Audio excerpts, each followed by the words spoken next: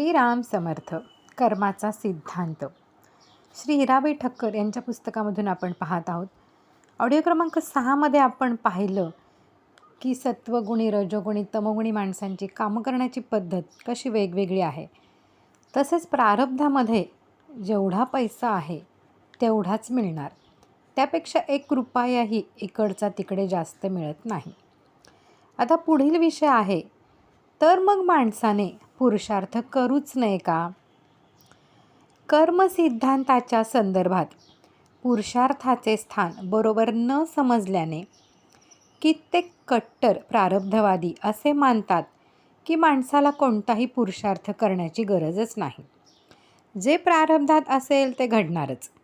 परीक्षेत पास होण्याचे प्रारब्ध असेल तर आपण पास होणारच, व नसेल तर कितीही अभ्यास केला तरी तो व्यर्थ होय. म्हणून अभ्यास करण्याची काहीही आवश्यकता नाही असा विचार करून ते सर्व प्रारब्धावर सोडून देतात. असेल हरी तर देईल खटल्यावरी असे म्हणून स्वस्थ बसतात. असाच एक कट्टर प्रारब्धवादी संस्कृतचा अभ्यास करीत होता. संस्कृत तर त्याला समजेना, पण आपण ज्ञानी झालो असे मात्र दुसऱ्या विद्यार्थ्यांना मोडक्या तोडक्या संस्कृतमध्ये सांगत होता. असल्या मूर्ख प्रारब्धवाद्यांना पुरुषार्थाचा अर्थ समजलेला नसतो. प्रारब्धात असते तेवढेच मिळते, तेच घडते ही गोष्ट निर्विवाद सत्य, पण प्रारब्ध व पुरुषार्थ यातील सीमारेषा नेमकी कोठे याचा माणसाने विवेकपूर्ण विचार केला पाहिजे. नोकरी मिळणे प्रारब्ध, पण नोकरीत व्यवस्थित काम करून ती टिकवणे, बढती मिळवणे हा पुरुषार्थ आहे. पैसा मिळणे हे प्रारब्ध, पण मिळालेल्या पैशाचा योग्य विनियोग करणे हा पुरुषार्थ. स्त्री पुत्राधिक मिळणे हे प्रारब्ध, पण असेल त्या परिस्थितीत संसार नेटका करण्याचा प्रयत्न करणे हा पुरुषार्थ. पैसा कमी अधिक मिळणे हे प्रारब्ध, पण मिळालेल्या पैशाचा विचारपूर्वक सन्मार्गात विनियोग करणे हा पुरुषार्थ. धन खूप मिळाले तरच माणूस सुखी होतो ही कल्पना बरोबर नाही. अधर्माने मिळवलेला पैसा हा शेवटी अनर्थकारकच होतो. वाममार्गाने मिळवलेल्या पैशाने इतरांना तो माणूस भले वैभवात असलेला वाटतो, पण तो मनातून कधीच सुखी संतुष्ट नसतो. त्याला आंतरिक शांती समाधान कधीच मिळत नाही. वाईट मार्गाने पैसा मिळवलेल्या माणसाची मुले बहुधा उधळी व्यसनी निपजतात. बीज तैसी फळे. पैसा असेल तर माणसाने त्या परिस्थितीचा लाभ घेऊन त्याचा विनियोग धर्ममार्गाकडे, समाजोपयोगी कार्याकडे करून आत्मकल्याण साधणे हा त्याचा खरा पुरुषार्थ आहे. प्रारब्धवश आर्थिक स्थिती हालाकीची असेल तर त्या परिस्थितीत सुद्धा मनाची शांती डळमळून न देता समाधानाने वागून आध्यात्मिक आत्मोन्नती साधणे यात त्याचा खरा पुरुषार्थ आहे. कोणाचेही शिव्याशाप न घेता थोड्याशा लाभापायी हलकट माणसांची हांजी न करता सत्सद विवेकबुद्धीने वागून प्रारब्धामुळे जे प्राप्त झाले आहे ते आपल्या लायकीपेक्षा अधिक आहे अशी मनोभावना ठेवून संतोषपूर्वक समाधानी जीवन व्यतीत करणे हा खरा पुरुषार्थ आहे. प्रारब्धावर केव्हा विसंबावे, पुरुषार्थ केव्हा करावा. माणसाला आयुष्यात अनेक वस्तू प्राप्त करण्याची इच्छा होते. धन, स्त्री, पुत्राधिक, बंगला, मोटार, कीर्ती, दान, ध्यान, मोक्ष, धर्म इत्यादी अनेक कामना तो उराशी बाळगून असतो. जीवनातल्या अशा सर्व प्रकारच्या इच्छांचे आपल्या शास्त्रकारांनी जे 4 भाग पाडलेले आहेत ते असे: धर्म, अर्थ, काम आणि मोक्ष.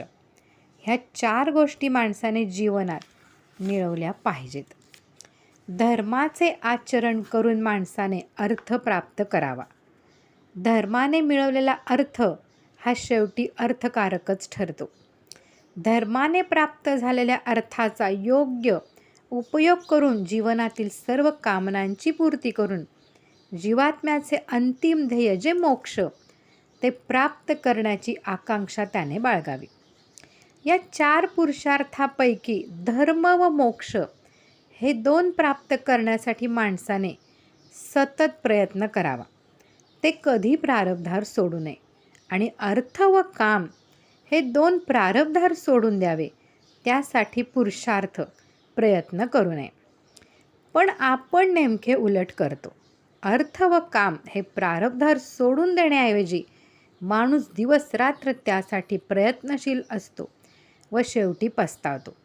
धर्म व मोक्ष या बाबतीत माणसाने जागृत राहून सतत प्रयत्न केला पाहिजे. पण दुर्दैवाने माणूस दोन्ही प्रारब्धावर सोडून देतो आणि त्यामुळे तो गोत्यात येतो.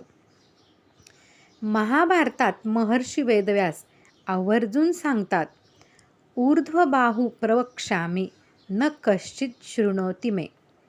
माझे दोन्ही हात वर करून सर्व जगाला सावध करण्यासाठी मी सांगत आहे, तरी देखील दुर्दैवाने माझ्याकडे कोणाचे लक्ष जात नाही. अर्थ व काम यांचा मीही शत्रू नाही. अर्थ व काम यासाठी जरूर यत्न करा, पण धर्माचा नीतीचा राजमार्ग न सोडता मोक्षाची प्राप्ती करावी. हा सिद्धांत सर्वांच्या गळी उतरवण्यासाठी त्यांनी इतिहासाचा दृष्टांत उपयोग करून महाभारतासारखा महान ग्रंथ लिहिला आणि जनमानसावर त्याचा इष्ट परिणाम होत नाही असे पाहून निराशेने वेदव्यासांनी वरीलप्रमाणे उद्गार काढले. प्रारब्ध व पुरुषार्थ परस्पर विरोधी नाहीत, पण ते एकमेकांना पूरक आहेत. आज आपण जे क्रियमान कर्म करतो त्यातील बरेचसे संचितात जमा होऊन कालांतराने जेव्हा परिपक्व होते तेव्हा प्रारब्ध रूपाने आपणास ते भोगाव्यास लागते आणि ते भोगण्यासाठी आपल्याला अनुरूप शरीर व परिस्थिती प्राप्त होते. आजचा पुरुषार्थच भविष्य काळात प्रारब्धात रूपांतरित होतो. आजचा पुरुषार्थ हा जणू उद्याच्या आपल्या बंगल्याची वा झोपडीची ब्लू प्रिंट रूपरेखा आहे. म्हणजे वास्तविक पुरुषार्थ व प्रारब्ध ह्या एकाच वस्तूच्या 2 अवस्था आहेत आणि या दोन्हीची कार्यक्षेत्रेच वेगवेगळी असल्याने त्यांचा एक दुसऱ्याशी विरोधही नसतो. प्रारब्ध सांप्रतच्या शरीराला त्याच्या चांगल्या वाईट रूपाप्रमाणे भोग प्रदान करते, तर चालू आयुष्यात केलेला पुरुषार्थ कालांतराने प्रारब्धात रूपांतरित होऊन भविष्यकालीन शरीराला चांगला व वाईट भोग प्राप्त करून देतो. मनुष्य स्वतःचे उद्याचे प्रारब्ध आजच्या आपल्या पुरुषार्थाने घडवीत असतो. प्रारब्ध विरहित पुरुषार्थ पांगळा, तर पुरुषार्थ विरहित प्रारब्ध आंधळे होय. आंधळा व पांगळा अशा 2 मित्रांच्या गोष्टीसारखे हे आहे. आंधळ्याला रस्ता दिसत नव्हता तर पांगळ्याला चालता येत नव्हते, त्यामुळे दोघेही विवश होते. पण दोघांनी विवेकबुद्धीचा वापर केला. आंधळ्याच्या खांद्यावर बसून पांगळ्याने त्याला मार्ग दाखवला व दोघांनी आपली यात्रा पूर्ण केली. आपली जीवन यात्रा ही यशस्वीरित्या पूर्ण करण्यासाठी प्रारब्ध आणि पुरुषार्थ एकमेकांना पूरक बनतात. आपल्या प्रारब्धानुसार जीवनात आपण सुखदुःख अनुभवतो. दुसरे कोणीही आपल्या सुखदुःखाचे कारण असत नाहीत, ते केवळ निमित्त मात्र असतात. कारण व निमित्त यातील फरक असा, दूध गरम करण्यासाठी अग्नी हे कारण आणि पातेली हे निमित्त. पातेली मिळवण्यासारखी नसेल तर दुसरे भांडे, तपेली, वाडगा इत्यादी वापरता येतात, पण दूध गरम होण्याचे कारण जो अग्नी त्याला पर्याय नाही. आपल्या दुःखाचे कारण आपण एखादा मनुष्य मानतो ते चुकीचं होय. तो मनुष्य त्यावेळी केवळ निमित्त होता. तो नसेल तर त्याच्या जागी दुसरा एखादा मनुष्य व अन्य काही परिस्थिती उभी ठाकेल. आपले प्रारब्ध हेच आपल्या दुःखाचे कारण असते.